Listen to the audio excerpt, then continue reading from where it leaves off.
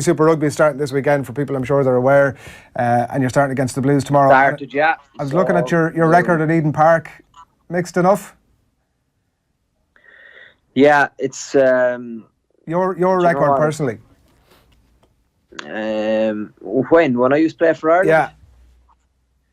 Yeah, well, obviously I never beat them, so that would mean I'd have a poor record there, Adrian. You know. Well, you had. I mean, I know you're having a dig at me, and that's fair enough. I'm okay with that. You did actually have one win at Eden Park. With who? The Lions. No. Was that big? I won. Oh yeah, no, it was, wasn't it? Was it the Australia game? I tell you, he had a great.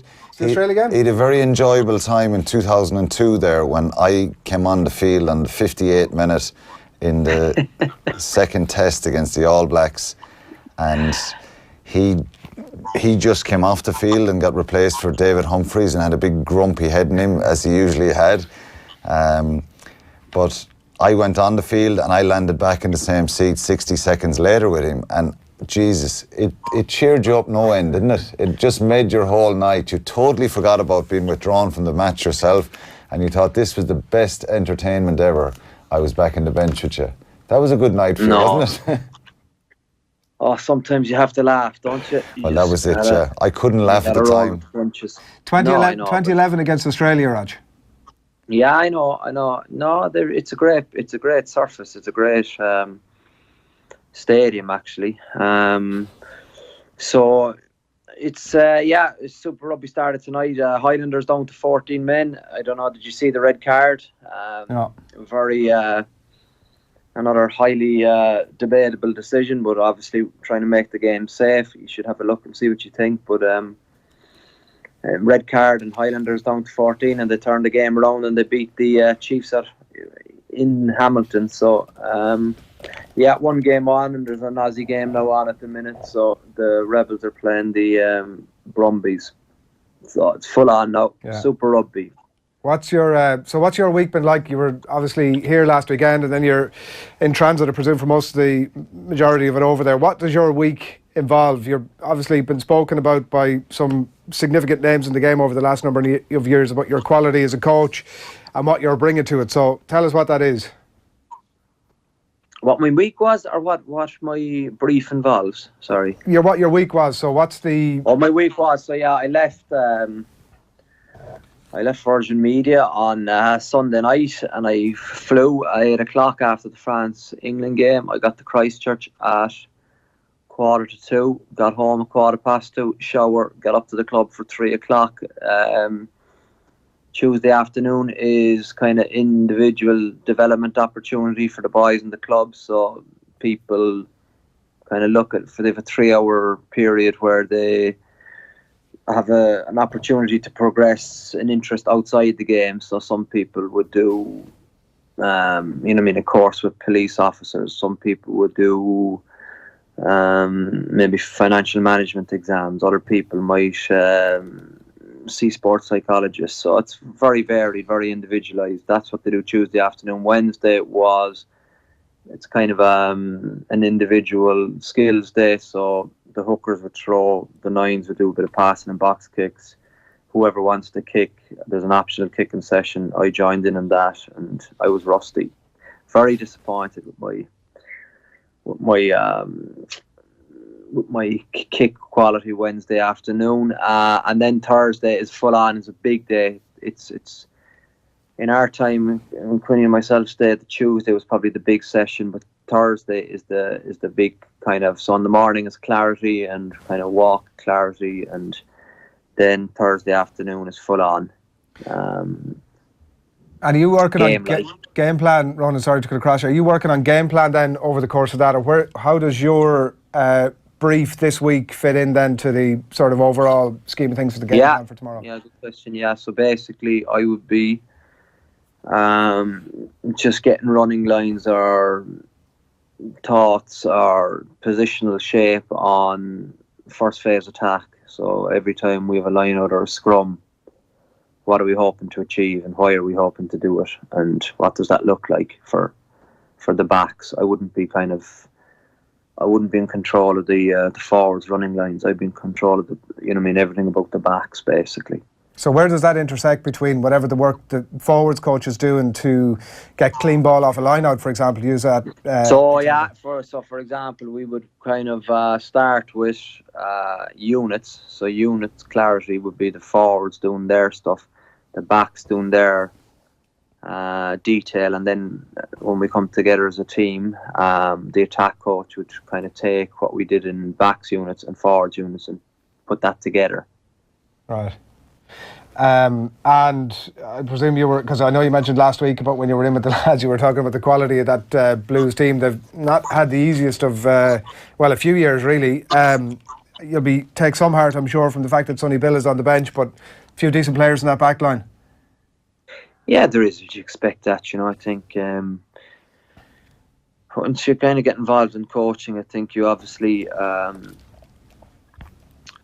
do a fair bit of analysis of the opposition, but you'd be surprised the amount of I suppose time involved with your own team. That's what concerns me basically. There's 17 backs, only 10 of them get to tag out, so you have the kind of management of the 7 out of the group, and then the 10 that are going to represent the group at the weekend. So much focus is getting ourselves right. I find I put a lot of my, time and effort into that because it's something you can measure and something you can control. And ideally get off to a winning start, Ronan, tomorrow, I'm assuming. Objective A for yourself and the coaching team? Yeah, I suppose there's a great, result hasn't even been talked about. It's been very performance driven, and I know that's cliched, but there's a big thing here about just getting better or get beaten. It's a great phrase, so you either get better or get beaten. So we have to get better in every area, because when you're the champions, teams come after you that little bit harder, and one game can make their season, so we're aware of that. But I think it's, this would be hopefully, if you were to do something spectacular this season and win it 3 times in a row, it's a little bit different to kind of back up. So last year was a bit of a pressure season. So this year there is pressure, but that's not the right mindset to go into this campaign. But I think there's a really sense of expressing ourselves and a sense of enjoying it, enjoying each other's company and enjoying the journey. And that's what makes sport, I think, very special. Rog, give us a sense of the competitiveness and the bite between the teams in New Zealand. Is it similar to the provincial rugby here? Munster, Leinster play, it's a massive game. Leon McDonald, former Crusaders, coaching the Blues. A lot of these guys know each other very well. Is there a bite, and is there the same kind of rivalry in these provincial matches? I don't think there is. I genuinely don't. I think because are they all high-fiving each other, chatting before the game, go out and play the match, and all chatting nicely after the game? Give us a sense of what it's like. I think with the system over here, there's a lot of more movement of players because of the kind of a draft system they have, So essentially for Super Rugby, there's 15 out halves needed for Super Rugby for the New Zealand teams. So that's a huge number alone of New Zealand players, So every squad would have to carry 3 10s. So the way it happens with New Zealand Rugby, I suppose, controlling the players and centrally contracting, they move them around the 5 teams a lot more than, I think in our time there wasn't a possibility of 3/4 of the group moving between Leinster and Munster or Munster and Leinster, and I think that's a good thing. But we're seeing it more in Ireland now, aren't we? You are, but I think we're maybe only a certain amount of players too. I don't think you see it with the top players, or the very top players. It just doesn't make sense, because that's a real strength of the Irish system, I find, in that those people playing for their provinces are from there and they've grown up there, and if you have 10 of them on every team, you're going to have a really strong provincial system. So over here, there's obviously more teams, Alan. So players move around, and they kind of there's temporary replacement players, and there's just I don't think that rivalry would be as strong, but something the Crusaders really pride themselves on is that they have a lot of guys who are how we only played for the Crusaders, and the massive thing over here is trying to get to play 100 tests for the Crusaders, and that's what all the kind of senior players aspire to do. You said a couple of weeks ago, and I was chatting to you, you probably said it publicly as well, that when you go back, you're going to have to try and assess how do you stop Rieko Ioane, Man Nanu. We don't. The Sonny Bill Williams is not playing, correct? He's on the bench. He's on the bench, but TJ Fayani, is it? Yeah. He's another superb, skillful player. So I know Adrian was asking you a minute about the plan and the structure. How do you stop those guys? What do you do? Hold on to the ball, keep it away from him. Ioane's incredible, isn't he? Yeah, well, that's you with the ball. I think obviously they're going to have ball at certain places, but I think the message that I've been trying to drill into the guys here is that all Super Rugby players, they love time and space, but if you take away their time and space, it becomes quite difficult. So if you do that connected and you get your team connected to do that 50, 60, 70 times in a game, it hopefully makes it a lot more painful for them than it is for us. So Super Rugby's all out attack, as you can see. If you saw the game this morning, it was just so much space. But one of our policies would be to what every good footballer likes is time on the ball. You got to try and take away the time, Alan, or else you're going to be just receiving offloads and back under your sticks a lot of the night. Your superstar 10, Richie Mo'unga, who you're taking all the credit for, he's starting tonight. Are you excited? Well, you said to me many times that you've developed him into the great player he is now. So, and on a serious note, are you excited? What kind of shape is he in? I actually genuinely think he's a great there's so player. much more to come. Yeah, he's been electric in training this week. His centre of gravity, his acceleration, his capacity to play off the cuff. He's very powerful. He has that to his game, exactly like how Joey Carberry busts through the two forwards for his score, or setting up the score for Earlsey against Scotland. He does that regularly as well. I think it's really, his capacity to accelerate through contact is fascinating. So it is great because he's got a bite to him. He can give you lip as well. He's a little bit like Coach and you, Quinny, so I have my hands full. I'd say between the two of you, it's not an He's a good player though, Yeah, Richie Mo'unga, to be fair. I've watched and Roger's been going on about him. He's a super player. What, as he'd say himself, what do you like the night before a game like that? Is your mind sort of racing about the plays that you've done? Are you trying to tweak it? I remember hearing Eddie O'Sullivan talking before about sort of second guessing himself on the game plan, like right up to the sort of last minute. Are you a person who's settled on your game plan, communicate all that across, and even if I wanted to make tweaks, it's too late? Or are you still sort of trying to second guess yourself even now? No, I think the massive, I suppose, positive about this experience in New Zealand is the fact that I just feel, a lot more confident or mellow or secure and not second guessing or not potentially causing myself that mental stress of playing every play over in your head. I think, you're not playing, so you just got to make sure that you have your players in the best possible headspace before they take the pitch.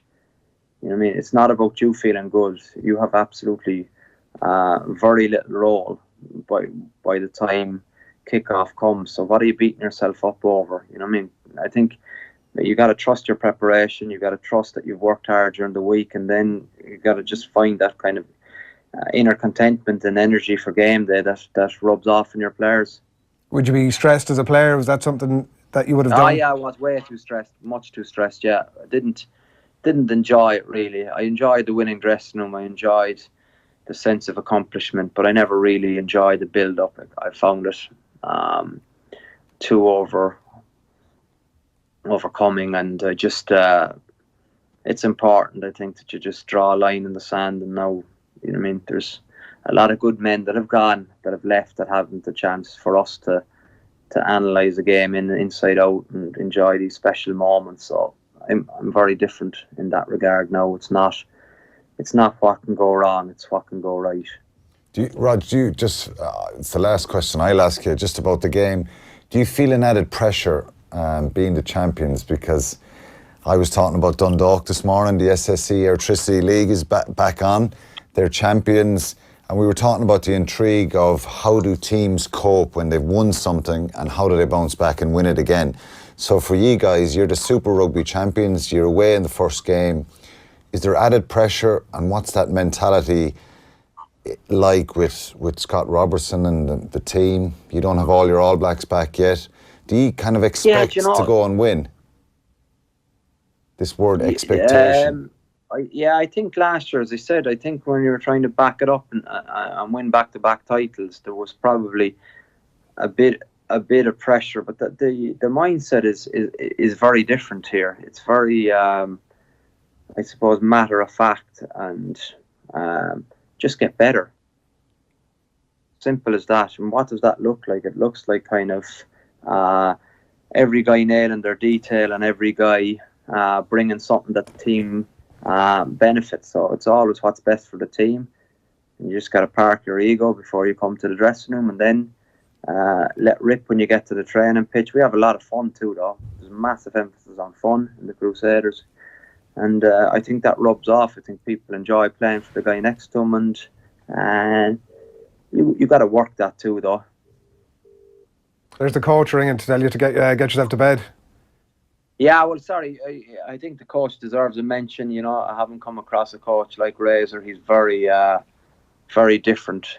He's a bit of a mad genius. You know, I think he excels around mindset. Fascinating how he views the game and how he views people's minds and how he can get the best out of them, and his motivation is brilliant.